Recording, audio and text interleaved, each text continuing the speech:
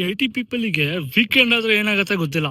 ಕೆಲವೊಬ್ರು Friday night ಅಥವಾ ಶನಿವಾರ ಭಾನುವಾರ ಈ 3 ದಿನ ಯಾವ ರೇಂಜಿಗೆ ಪಾರ್ಟಿ ಮಾಡ್ತಾರೆ, ಯಾವ ರೇಂಜಿಗೆ ಬ್ಲಾಸ್ಟ್ ಮಾಡ್ತಾರೆ ಅವ್ರ ಹೆಲ್ತ್ ನ ಅಂದ್ರೆ literally abusing on smoking, alcohol, everything ಏನೇನಿದೆ ಅಡಿಕ್ಷನ್ಸ್ ಎಲ್ಲ ಮಾಡ್ತಾರೆ. ಸೊ ನೀವ್ ಹಿಂಗ್ ಮಾಡಿದ್ರೆ ಮುಗಿತು ಗುರು, ಆಗೋದೇ ಇಲ್ಲ. ಆದ್ರೆ ಇದು ಎಲ್ಲರೂ ಮಾಡ್ತಾರೆ ಅಂತ ಹೇಳ್ತಿಲ್ಲ, but few set of IT people especially next level ಹಾಳು ಮಾಡ್ಕೋತಾರೆ ಲೈಫ್ ನ.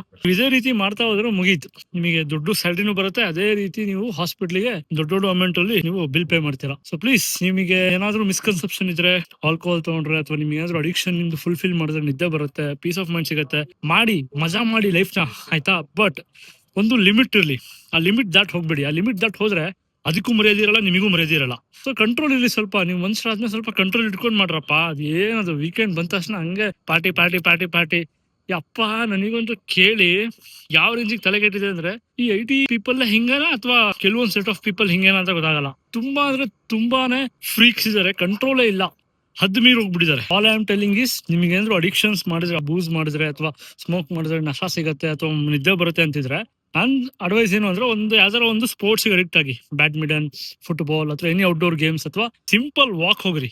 ಹೆಂಗ್ ವಾಕ್ ಹೋಗ್ರಿ ಅಂದ್ರೆ, ನಿಲ್ಲಕ್ ಆಗ್ಬಾರ್ದು, ಬೆಡ್ ಮೇಲೆ ಮಲ್ಕೊಂಡ ತಕ್ಷಣ ನಿದ್ದೆ ಬರಬೇಕು. ಆ ರೇಂಜಿಗೆ ಏನಾದ್ರು ಒಂದು ಆಕ್ಟಿವಿಟಿ ಮಾಡಿ. ಅದು ಬಿಟ್ಟು ವೀಕೆಂಡ್ ಆದ್ರೆ ಪಾರ್ಟಿ ಪಾರ್ಟಿ ಪಾರ್ಟಿ ಅಂತ ಹೋಗಿ ಹಾಳು ಮಾಡ್ಕೊಂಡು ಸಾಯ್ತಿರಲ್ಲೋ.